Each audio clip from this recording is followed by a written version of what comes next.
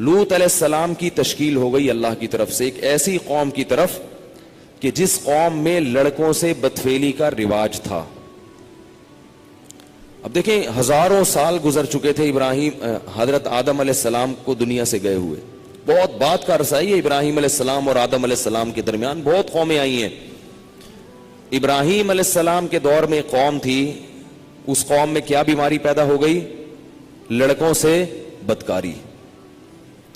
لوط علیہ السلام کو اللہ نے بھیجا کہ جاؤ اس قوم کو اس برائی سے, وہ شرک بھی کرتے تھے اور لڑکوں سے بدکاری بھی کرتے تھے. پہلے ایک کو یہ بیماری ہوئی, پھر دوسرے کو لگی, پھر تیسرے کو لگی, پھر چوتھے کو لگی. ہوتے ہوتے چند لوگوں کے علاوہ پوری قوم اس گندگی میں مبتلا. لوط علیہ السلام گئے, سمجھایا مگر قوم باز نہیں آئی. یہاں تک کہ لوط علیہ السلام کو دھمکی دینے لگے. کبھی کہتے ہیں انہم اناس یتطہرون, یہ بڑے پاکیزہ بنتے ہیں بھائی, یہ بڑی نیچر کی فطرت کی باتیں کرتے ہیں, ان کو بستی سے نکال دو ان لوگوں کو یہاں سے. کبھی کہنے لگے کہ جو ہے نا ہم تمہیں یہاں سے نکال دیں گے. بہت ساری باتیں. لوط علیہ السلام نے ان کو کیا سمجھایا؟ یہ ایک ایک لفظ جو ہے نا لوط علیہ السلام کا اس موقع پر یہ دنیا کے لیے ہدایت ہے, دنیا کے لیے. آج ہمیں یہود و نصارہ جس راستے کی طرف لے کر جا رہے ہیں وہ نیچر اور فطرت کا راستہ نہیں ہے, وہ ہمیں نشے کی طرف لے کے جا رہے ہیں. وہاں ڈرگز بہت زیادہ ہیں, ان کی ضرورت انہوں نے ہمیں چائے پہ لگا دیا, انہوں نے ہمیں سگریٹ پہ لگا دیا. جتنی نشے کی چیزیں, ڈپریشن کی چیزیں ہیں, نشے کی چیزیں ہیں, سب پہ خوبصورت لیبل لگا کے انہوں نے ہمیں اس میں ملوث کر دیا کہ بھئی یہ ٹینشن ختم کرنے کی چیزیں ہیں. یہ ساری چیزیں ٹینشن ختم کرنے کی نہیں ہے, ٹینشن پیدا کرنے کی چیزیں ہیں. کیفین ہے, نیکوٹین ہے, جتنی نشے کی چیزیں ہیں نا یہ ٹینشن پیدا کرتی ہیں, ختم نہیں کرتی. وقتی ختم ہوتی ہے, جیسے شراب سے وقتی طور پر ختم ہوتی ہے. پھر ان لوگوں نے دنیاوی لذت کے لیے کیا کیا تبدیلیاں کی ہیں معاشرے میں, پورے فیملی سسٹم کو تباہ و برباد کر دیا. لوط علیہ السلام کے واقعے میں اس کا بڑا درس ہے. حضرت لوط علیہ السلام نے قوم کو کیا دلیل دی اس کے ناجائز ہونے کی؟ انہوں نے کہا اتأتون الذکران من العالمین, کہ پورے جہان میں صرف تم ایک ایسی قوم ہو جو یہ کام کرتی ہو, پوری دنیا میں کوئی کافر بھی یہ کام نہیں کرتا. اور یہ بھی کہنے لگے ما سبقکم بہا من احد من العالمین, آدم سے لے کے آج تک ہزاروں سال گزر گئے, کائنات میں یہ جرم کبھی کسی نے نہیں کیا. کیوں نہیں کیا بھائی؟ شرک ہوا ہے, زنا ہوا ہے, مگر لڑکوں سے بدفعلی لوط علیہ السلام کی قوم سے پہلے کبھی بھی دنیا میں نہیں ہوئی. کیا کسی کتاب میں پڑھا تھا انہوں نے؟ کیوں نہیں ہوئی؟ اس لیے کہ انسان کی فطرت اس کو قبول کرتی نہیں ہے. لڑکے کی رغبت لڑکے کی طرف اللہ نے رکھی نہیں ہے, ہو ہی نہیں سکتی. اس کے لیے روکنے کی ضرورت ہے ہی نہیں کسی کو. بات آ رہی ہے سمجھ میں؟ یہ فطرت کے خلاف ہے. تو اللہ نے لوط علیہ السلام سے پہلے کوئی پیغمبر ہی نہیں بھیجا دنیا میں یہ سمجھانے کے لیے. اس لیے نہیں بھیجا کہ تھا ہی نہیں. کیوں نہیں تھا بھائی؟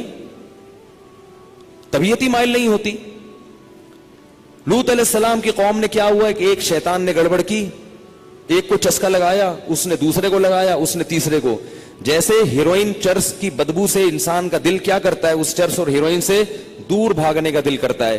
لیکن کوئی آپ کو اگر لارے رپے دے کے پلا دے تو وہی گند آپ کو دودھ اور شہد سے زیادہ مزے کا لگنے لگتا ہے. یہی حال ہوتا ہے اس میں. اب میں اس میں بہت اہم باتیں کروں گا آپ کے سامنے, اس کو خوب اچھی طرح سنیں. لوط علیہ السلام سمجھا رہے ہیں اپنی قوم کو, اور ساتھ ساتھ یہ بھی کہہ رہے ہیں وَتَذَرُونَ مَا خَلَقَ لَكُمْ رَبُّكُمْ مِنْ أَزْوَاجِكُمْ, تمہارے پروردگار نے تمہارے لیے جو عورتیں پیدا کی ہیں نکاح کے لیے, ان سے اپنی خواہش پوری نہیں کر رہے, اور جس کو پیدا نہیں کیا اس کی طرف جا رہے ہو. انتم قوم تجہلون, کبھی کہا تم جاہل لوگ ہو, کبھی کہا تم عادون, اللہ کی حدود کو توڑنے والے ہو, فطرت کی حدود کو توڑنے والے ہو. مگر قوم کی سمجھ میں نہیں آ رہا تھا. میرا بھی ایک انگریز کے ساتھ مناظرہ ہوا ہے اس پہ. وہ یہ کہتا تھا کہ یہ کیوں حرام ہے, کیوں حرام. اس نے کہا ہمارے ہاں تو یہ کلچر ہے, لڑکا لڑکے سے, لڑکی لڑکی سے, یہ کیوں گند ہے, کیوں برا ہے.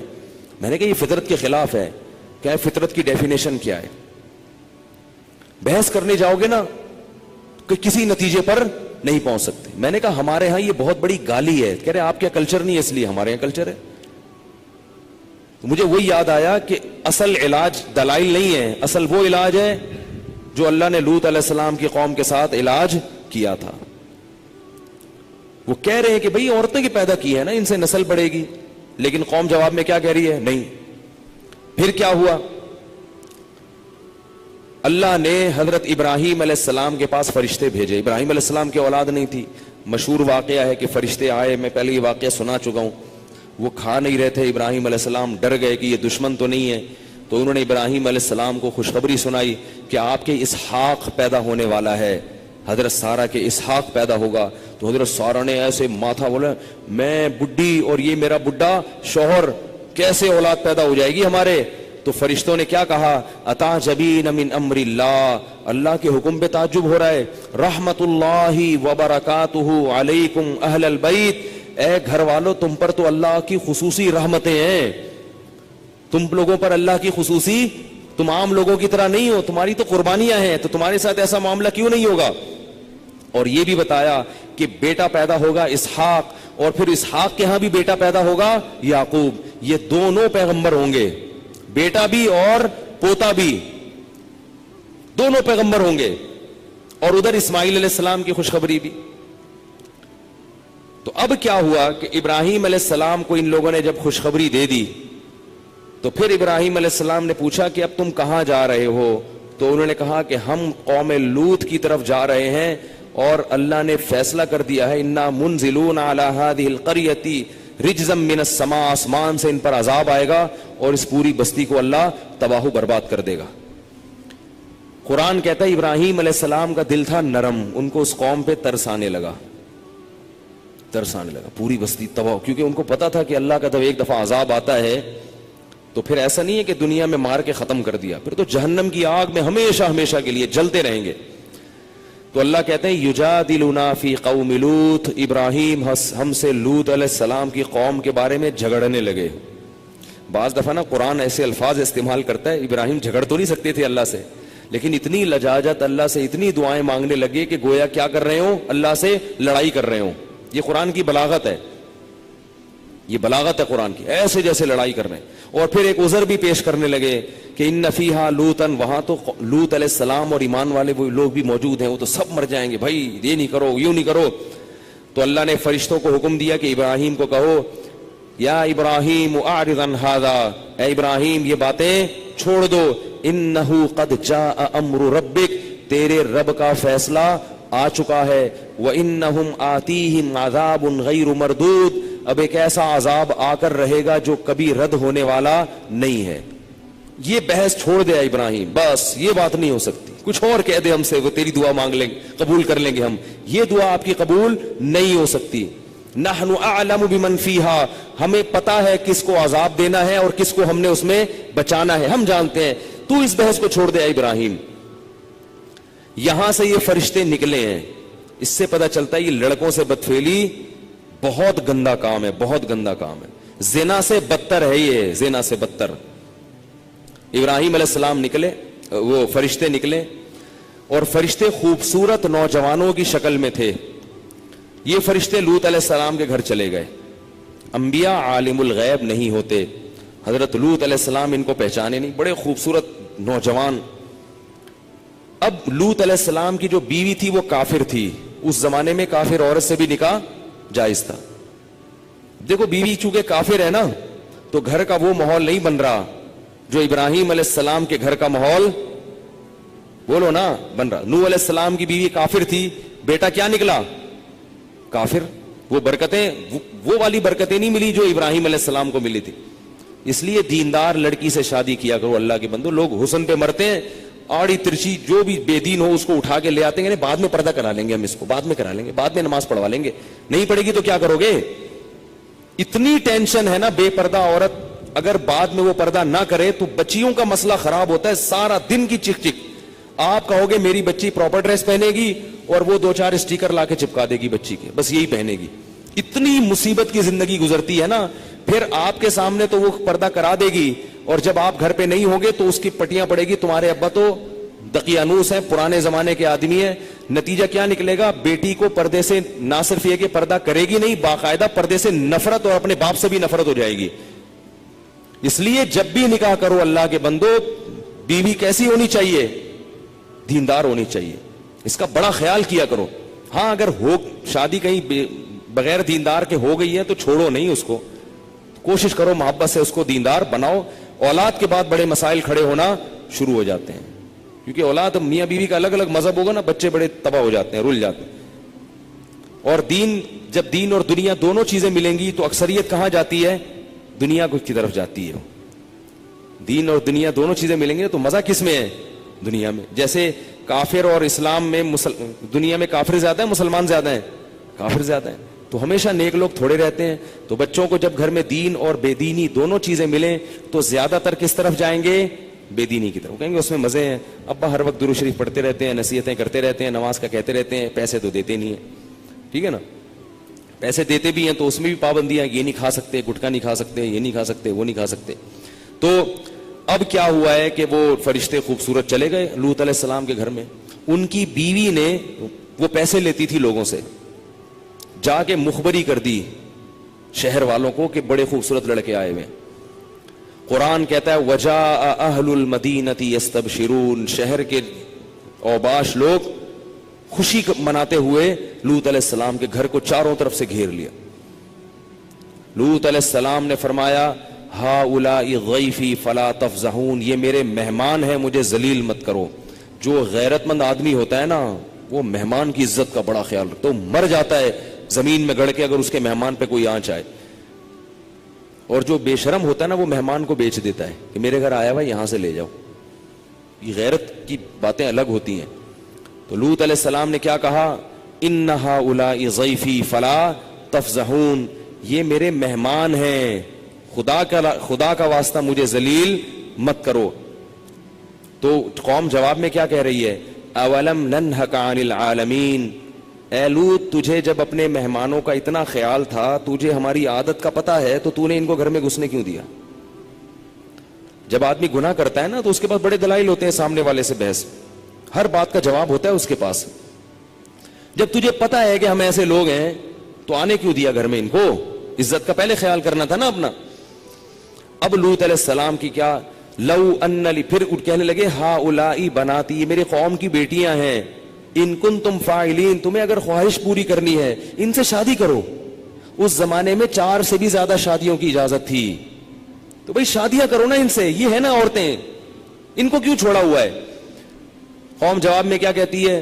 ما لنا فی بناتک من حق, ہمیں نکاح میں دلچسپی بولو نا نہیں ہے. خدا کی قسم یہی سوچ آج ہماری قوم کی ہے. خانقاہوں میں مراقبے کروائیں گے, محاسبے کروائیں گے, مدرسوں میں پڑھائیں گے, یونیورسٹیوں میں پڑھائیں گے, جب اس کے دماغ پہ شہوت چڑھے گی اس کو شادی کا مشورہ نہیں دیں گے. اس کو کہیں گے محاسبہ کرو, مراقبہ کرو, فلاں بزرگ کا بیان سنو, تبلیغ میں چلہ لگاؤ, 4 مہینے لگاؤ. خدا کی قسم لا الہ الا اللہ, یہ وہ سوچ ہے جو قوم لوط کی سوچ تھی, یہ مسلمانوں کی سوچ نہیں ہو سکتی. حرام شہوت سے بچنے کا راستہ اللہ نے شادی میں رکھا ہے, محاسبوں مراقبوں میں نہیں رکھا. نکال دو اس قرآن کو اپنے گھر سے باہر. اتنا میں معاشرے کے خلاف اس چیز میں لڑ کے خود تھک گیا ہوں کہ میں کبھی سوچتا ہوں یا تو میں پاگل ہو گیا ہوں یا یہ سارے لوگ پاگل ہو گئے. آپ کو بھوک لگ رہی ہو, کھانے کو روٹی نہیں ملے گی, تو جو تھوڑے دن تک برداشت کرو گے پھر کچرے سے گند نکال کے کھانا شروع کر دو گے. کب تک برداشت کرے گا؟ تو جب مرد اور عورت کی خواہش پوری نہیں ہوتی, نتیجہ کیا نکلتا ہے؟ وہ گند کی طرف جانا شروع. اور ایک وقت تک تو واپسی کا چانس ہوتا ہے, کچھ وقت کے بعد پھر پیسے آ جائیں گے نا, کروڑوں روپے بھی, پھر بھی واپسی کا چانس. تبھی نکاح کے بعد بھی گندگی میں پڑے رہتے ہیں ایسے لوگ, دیر سے جن کی شادیاں ہوتی ہیں نا, شادی کر کے بھی گناہ نہیں چھوڑتے وہ. تو لوط علیہ السلام نے کیا کہا اپنی قوم کو کہ یہ عورتوں سے نکاح کیوں نہیں کر رہے؟ قوم جواب میں کہہ رہی ہے ما لنا فی بناتک من حق, ہمیں عورت سے نکاح میں دلچسپی ختم نہیں ہے. اس سے پتہ چلا کہ گناہوں میں جب پڑو گے تو حلال کی لذت بولو نا ختم ہو جائے گی، ختم ہو جائے گی. اور یہی ہو رہا ہے ہمارے معاشرے. بیویاں گھر میں بیٹھی ہوئی ہیں اور منہ کالے ہو رہے ہیں باہر جا کے. عورتوں کے اپنی زوجاؤں کو وقت ہی نہیں دیتے، محبت ہی ختم ہو گئی، کیونکہ اتنی گرل فرینڈ ہیں اسے منہ کالے کرا لی ہیں، اتنی عورتوں سے منہ کالا کرنے کی عادت پڑ چکی ہے، وہ شادی سے پہلے پڑ چکی ہوتی ہے. آج کل جو شادی کے بعد کیسز آ رہے ہیں نا، وہ پتہ ہے کیا آ رہے ہیں؟ شادی ہوئی تو پتہ چلا میرے میاں کی اتنی پہلے سے فرینڈس ہیں. اب چند دن تو بیوی کی طرف رغبت تھی، اس کے بعد وہ پرانی والی فرینڈس وہی شروع ہو گئے. عورت پہ کیا گزرتی ہے؟ عورت سب کچھ برداشت کر لیتی ہے، مگر مرد کی بد کرداری عورت سے برداشت نہیں ہوتی. اس کو یہی نہیں پتا کہ کل کس عورت کے ساتھ دوستی لگائے گا، پرسوں کی. گھر تو ایسے گھر تھوڑی چل سکتا ہے. ایک عورت کی کال ہوتی نا جو ایسے اپنے غم بتاتی ہے، تو میں آپ کو بتاتا درجنوں عورتیں ہیں. نتیجہ کیا نکلتا ہے کہ ان لڑکوں کو شادی سے پہلے لڑکیوں سے دوستیوں کی عادت پڑ چکی ہوتی ہے، وہ چسکے لے لیے ہوتے ہیں. اب شادی کے بعد پھر وہ کہتے ہیں یار ایک بیوی یہ کیا ہے، یہ درجنوں لڑکیاں درجنوں لڑکیاں. پہلے ہی سے جب بچہ بالغ ہو تو والدین کو اللہ کا واسطہ دے کے کہتا ہوں اپنے بیٹوں کی بیٹیوں کی فکر کرو. بچہ بالغ ہو برائیوں میں پڑنے سے پہلے پہلے اسے اس کو گھر بار پہ لگا دو. اتنا نیک شریف نکلے گا، دیکھو آپ دعائیں دو گے مجھے، ایسا پیارا بچہ نکلے گا آپ کا. تھوڑے دن میں اس کی اولاد ہو جائے گی، میاں بیوی بچہ، وہ اسی میں مشغول ہو جائیں گے. اس کی کیونکہ اللہ نے انسان کے دل میں فطری طور پر گناہ سے نفرت رکھی ہے. جب اس کی حلال طریقے سے تسکین ہو جائے گی تو فطری طور پر اس کا طبیعت جائے گی نہیں گناہ کی طرف. میرے جو بزرگ ہیں، میرے مشائخ ہیں، 13 سال کی عمر میں ان کی شادیاں ہوئی تھیں. ایسی پاکیزہ زندگی انہوں نے گزاری ہے. میرے جو بزرگ ہیں میں ان کی بات کر رہا ہوں، 13 سال 14 سال میں ان کی شادیاں ہوئی ہیں، ایسے پاکیزہ زندگی. تو میڈیا تمہیں جہنم کی آگ کی طرف لے کے جائے گا. تو اللہ نے وہ لوط علیہ السلام نے کیا کہا کہ نکاح کرو، انہوں نے کہا ہمیں عورتوں سے نکاح میں رغبت نہیں ہے. اب لوط علیہ السلام کے الفاظ سنیں، لو ان لی بکم قوتا او آوی الی رکن شدید. میں اس قوم میں اکیلا ہوں، کاش میرے بازوؤں میں طاقت ہوتی، میں تم سے لڑتا. کاش میری قوم میرا ساتھ دیتی، میں لڑائی کرتا، میں لڑتا، جہاد کرتا، تمہارے خلاف تلوار چلاتا. کوئی قبیلہ ہوتا نا تو میں لڑتا اس کے خلاف. وَيَزِيقُ تو میں ذاق بہم صدرن. اللہ کہتا ہے لوط علیہ السلام کا سینہ ایسے گھٹ رہا تھا تنگی سے، اتنے پریشان تھے، اتنے پریشان، یہ کیا ہو رہا ہے. جب فرشتوں نے لوط علیہ السلام کی یہ کنڈیشن دیکھی نا کہ اب تو یہ غم سے مر نہ جائیں کہیں، اتنا سینے میں گھٹن پیدا ہو رہی ہے ان کے، تو پھر فرشتوں نے بتایا یا لوط، کیسی عجیب آیت ہے، یا لوط، اے لوط، لن یصلوا الیک. عربی میں ایک لفظ ہے لا یصلونا، تیری طرف نہیں پہنچیں گے، اور ایک ہے لن یصلوا الیک، ہرگز یہ تیری طرف نہیں پہنچ سکتے، ادھر آ ہی نہیں سکتے. یہ انا رسول ربک، ہم انسان نہیں ہیں، ہم رب کے فرشتے ہیں، اور اتنے طاقتور ہیں، اتنے طاقتور ہیں کہ ہم اس بستی کو یوں کر کے اٹھائیں گے اور الٹا کر کے زمین پہ دے ماریں گے. اتنی طاقت اللہ نے ہمارے بازوؤں میں رکھی ہے. یہ کیا سمجھ رہے ہیں؟ اس سے پتا چلتا ہے کہ جب کسی قوم پر بہت بڑا عذاب آنے والا ہوتا ہے تو گناہ اس کے لیے بہت آسان ہو جاتا ہے. وہ قوم کہتی تھی ہم تو پتہ نہیں کہاں کہاں جاتے تھے خوبصورت لڑکوں کو تلاش کرنے، آج تو گھر میں انتظام ہو گیا.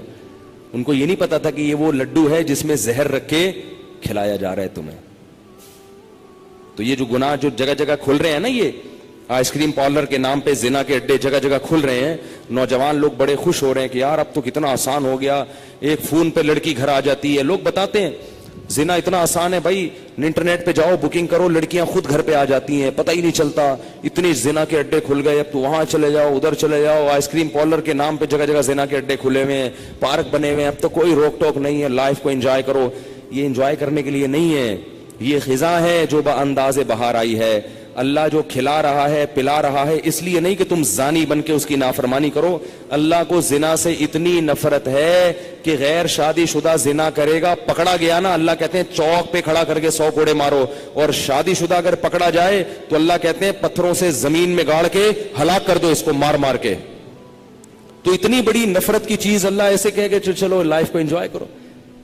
یہ عذاب کی تیاری ہو رہی ہے جو جو اس میں لگے گا. حدیث میں آتا ہے کہ قرب قیامت میں فرات کا پانی ہٹے گا اور سونا نکلے گا اس میں سے، اتنا سونا نکلے گا. آپ نے فرمایا جس نے بھی اس سونے کو ہاتھ لگایا جمع کیا اس پر عذاب آئے گا اللہ کا. یہ اللہ کی ایک آزمائش ہوگی جو نبی نے پہلے سے بتا دی. اب بیوقوف ہوں گے نا وہ جو وہاں سے حدیث سننے کے بعد بھی سونا اکٹھا کر رہے ہوں گے، خوش قسمت ہوں گے جو بولیں گے نبی یہ رہنے دو، یہ نہیں لو. تو یہ وہی ہے جب جالوت اور طالوت کا مقابلہ ہوا نا تو طالوت کے لشکر کو وقت کے نبی نے کیا کہا کہ جس نے نہر کا پانی پیا نا پیاس میں اس پر اللہ کا عذاب آئے گا، وہ لڑنے کی طاقت نہیں ہوگی. اور جس نے نہر کا پانی دیکھا اور پیاس لگ رہی پھر بھی نہیں پیا اس کو اللہ استقامت عطا کریں گے. تو اب مجاہدین جا رہے ہیں، درمیان میں دریا آیا، پیاس لگ رہی ہے، پانی ہے. وقت کے نبی کہہ رہے ہیں کہ اس پانی سے تمہیں پینے کی اجازت نہیں ہے. اب دیکھو کوئی مٹکا آ جاتا، گلاس آ جاتا تو آسان تھا بچنا، پورا دریا اللہ نے چلا دیا، بھیا پی کے دکھاؤ. فشربوا منہ، اللہ فرماتے اکثریت نے پیا، تھوڑے سے لوگوں نے نہیں پیا. اکثریت کو اللہ نے تباہ کر دیا اور ان تھوڑوں سے لوگوں کو اللہ نے جالوت پہ فتح عطا فرمائی، بادشاہ بنا دیا، حاکم بنا دیا. اور اسی میں داؤد علیہ السلام کو اللہ نے پیغمبر بنا دیا. اسی میں داؤد بھی تھے ان تھوڑے سے لوگوں میں، اور ان کو اللہ نے اتنی طاقت دی کہ انہوں نے جالوت کو قتل کیا. اور اللہ فرماتے ہیں جب قتل کیا اللہ نے داؤد کو خلافت بھی دے دی اور نبوت بھی دے دی، اور اتنی بڑی خلافت داؤد علیہ السلام کی لوہے کو ان کے ہاتھ میں نرم کر دیا. پھر ان کے بیٹے سلیمان دیے ان کو جو ان سے بھی بڑے بادشاہ بنے.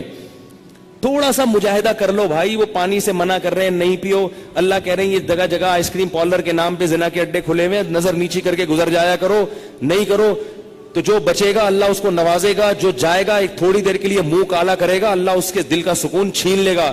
تو بھائی اللہ کہہ رہے تو رک جاؤ نا بھائی، کیوں جا کے منہ کالا کرے انسان؟ وہاں پہ کیا مل جائے گا تھوڑی دیر کی لذت میں؟ یہی اللہ کی دعوت ہے. اور مجھے بھی اللہ عمل کی توفیق عطا فرمائے، آپ کو بھی اللہ. تو جب لوط علیہ السلام کی قوم نے کہا، فرشتوں نے کہا کہ یہ ہمارے قریب نہیں آئیں گے، اور اللہ نے لوط علیہ السلام سے یہ بھی کہا، فرشتوں نے، اب تو فرشتے اللہ کی طرف سے نمائندہ بن کے آئے ہیں نا، کہ یہ کچھ بھی نہیں کر سکتے، اور صبح صادق کے وقت آپ یہاں سے پہلے نکل جائیں، ہم ان کی آنکھوں کو اندھا کر دیں گے، آپ اور آپ کے ساتھ ایمان والے نکل جائیں. اور پہلے بتا دیا کہ آپ کی بیوی بھی ساتھ میں چلے گی، بھاگے گی آپ کے ساتھ. ہوگا کیا؟ اس قوم کو، انبیاء کو بتایا، نبی کو اور ایمان والوں کو بتایا فرشتوں نے کہ جب آپ جائیں گے نا آگے عذاب آ جائے گا قوم کے اوپر. صبح صادق ہوتے ہی عذاب آئے گا. رات یہ یہاں اسٹے کیا ہوا، انہوں نے گول دائرے میں کھڑے ہوئے ہیں. جیسے ہی صبح صادق کی پہلی روشنی پھوٹے گی، جو سحری کا وقت ختم ہوتا ہے جس وقت، تو اس قوم پر عذاب آئے گا. تو پیچھے مڑ کے کسی نے اس عذاب کو نہیں دیکھنا. اللہ کے وعدے پہ کیا کرنا ہے؟ یقین کہ بس اللہ نے کہہ دیا تو آ رہا ہے، اور بتا دیا الا امرأتک، آپ کی بیوی پیچھے مڑ کے دیکھے گی. وہ تو دیکھے گی نا، پتہ نہیں صحیح بھی ہے کہ غلط. پیغمبروں کی باتوں کو تحقیق کرنا کہ یہ صحیح بھی کہا ہے یہ غلط کہا ہے، کہہ دیا مان لو. وہ دیکھے گی، انہ مصیبھا ما اصابہم، اس کو بھی وہی عذاب آئے گا جو ان کو آیا ہے، یہ بھی ہلاک ہوگی اس میں. لوط علیہ السلام اتنے پریشان تھے نا کہ وہ کہنے لگے صبح تو بہت دور ہے، اتنے ٹینشن میں تھے کہ یار یہ صبح سے پہلے کچھ نہ ہو جائے. فرشتوں نے تسلی دی، الیس الصبح بقریب، فرمائے کیا صبح کا وقت قریب نہیں ہے؟ صبح تو بہت قریب ہے، آنے والی ہے صبح صادق. تھوڑا سا صبر کر لیں. جہاں اتنے سال صبر کیا ہے، اس سے پتہ چلتا ہے کہ لوط علیہ السلام جیسے نرم دل پیغمبر بھی کیا چاہ رہے تھے، قوم کسی طرح تباہ ہو جائے.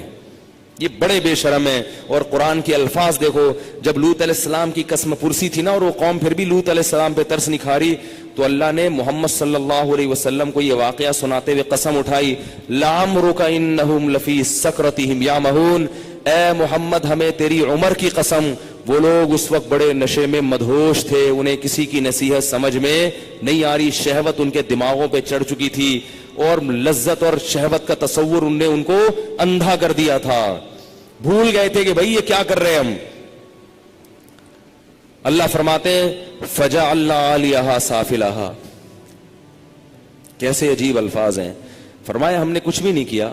جعلنا عالیہا، عالی کہتے ہیں اوپر کا حصہ، سافل کہتے ہیں نیچے کر دینا. جعلنا بنا دیا ہم نے، عالیہا زمین کے اوپر کے حصے کو، سافلہا نیچے. ایسے زمین کیا کر دی؟ پوری الٹ دی. زلزلہ آیا تباہ کر دی. ایک روایت میں آتا ہے, مجھے اس کی سند کی تحقیق نہیں ہے, کہ اتنا اوپر زمین کو اٹھایا گیا ہے کہ آسمان کے فرشتوں نے ان کے جانوروں کی چیخ و پکار سنی ہے, اور وہاں سے اٹھا کے زمین کو الٹا دے کے مارا ہے. اور پھر وَأَمْطَرْنَا عَلَيْهِمْ حِجَارًا, اور ہم نے پھر آسمان سے پتھروں کی بارش برسائی ہے.